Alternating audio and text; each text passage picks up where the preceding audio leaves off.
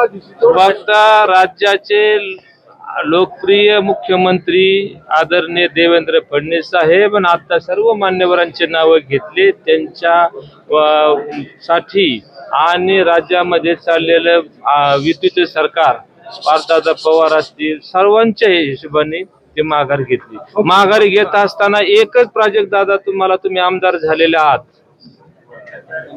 तुम्हाला आता बाहेर वाड्याच्या यावं लागत आहे। आमच्या नगरसेवकांना प्रत्येक त्यांच्या नगरपालिकेमध्ये जाऊन भेटावं लागत आहे, त्यांचे सगळे काम करावं लागत आहेत।